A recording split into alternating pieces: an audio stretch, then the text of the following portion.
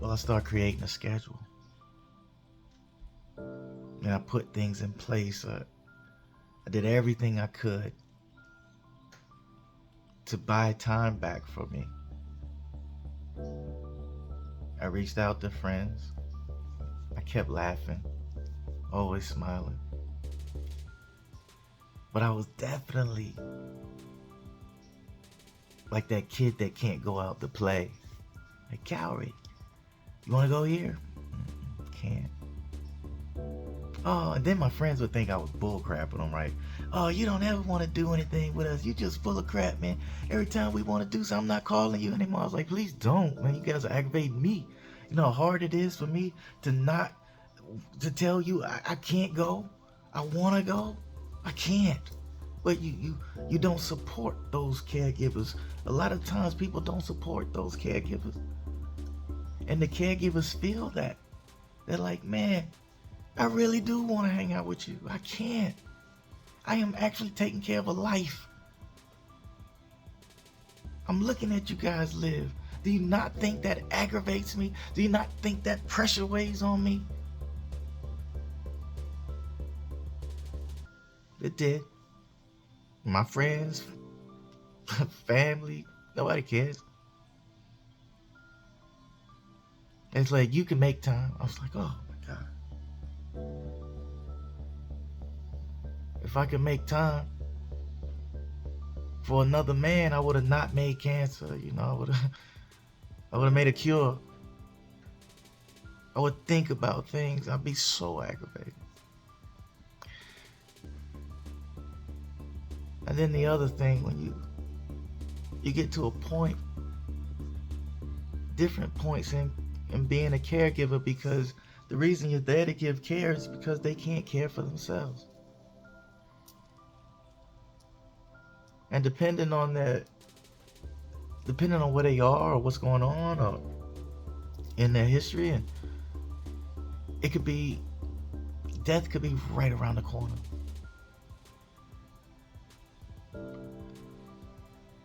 But you don't know when it's coming. You just know it's lingering out there. So there's an indifference in you. There's an indifference in a caregiver where they're like, I don't want to see Pop suffering. I didn't want to see Pop suffering, man. I would look at how disappointed he was. And I had to remember all of the points of surgery. The time when Pops just had blood everywhere all throughout the room. It looked like a crime scene. Because he was bleeding so much all over the bed. And to clean him up, there's no gloves. When you're trying to save somebody that you love, there's no gloves and getting all prissy. You gotta put your hands in things you never thought you'd put your hands in. Because you love them. Because this is where love begins. Love has to stay.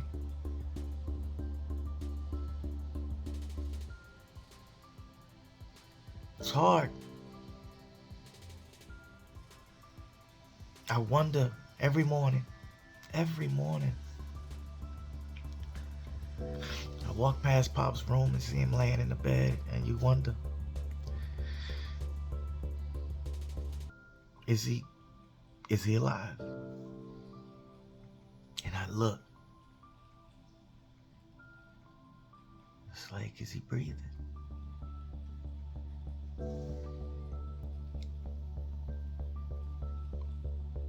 Because he was so small and had been through so much, his breath was shallow, even in his rest.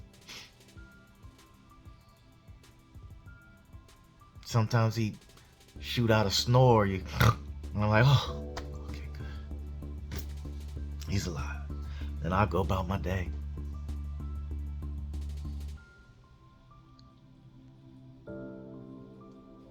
Wondering when's the next cancer, what's gonna come up. Start not feeling like felt like Pops was a job almost. It was so tough. And I kept trying to, I gotta defeat this. I gotta defeat this process. Like, why is Pops a job? Like, oh, I gotta do this. I gotta do that.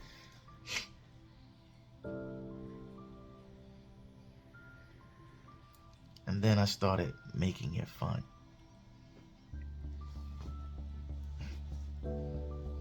Started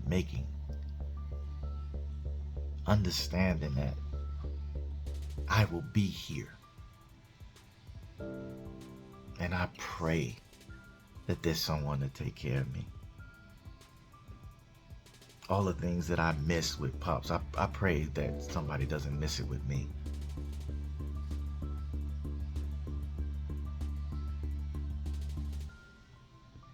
You know, I remember sitting there one time, I was with Pops, and he says to me, he was always on some stupid crap, real funny crap, and he says, hey Kauri. I'm like, yeah, Pops. You know, Mom lived to be 92 years old. And so I figure I'm going to live to be 92 years old. I guess you'll just have to drive me around. I'm like, what?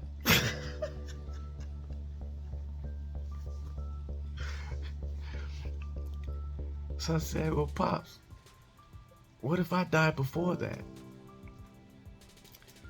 And Pops it was crazy. This dude got kind of angry.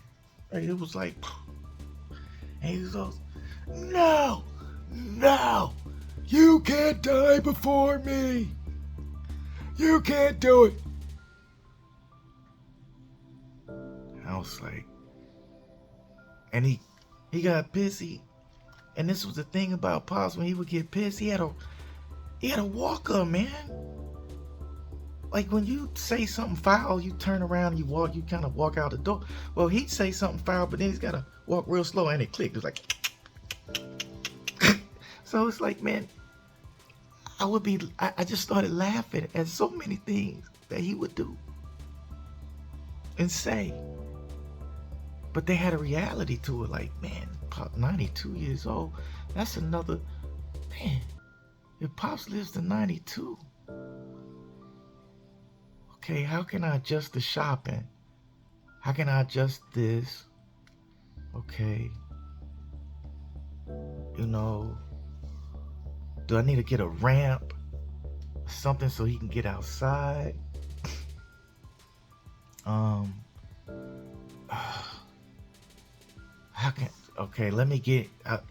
Gotta make sure the bed can move up and down because he's barely able to move now. Wheelchair, stress. So once again, how did I get out of my head? How did I get out of my head of this caregiver stress? How did it get out of my head that my life is changing? I can't do. How do I get out of my head before I lose my mind? And how do I not go down where I'm depressed and I get used to being depressed in this area? How do I stay up and keep a positive vibe for Pops, a positive atmosphere for my house? How do I keep a positive atmosphere for the people I work with, the people I coach? How do I do this? I still have to be love for other people. That's how. Pops wasn't the only one that needed me. Everybody did. There was other people all around the world. They needed me. What I didn't know was I needed them too. I was a part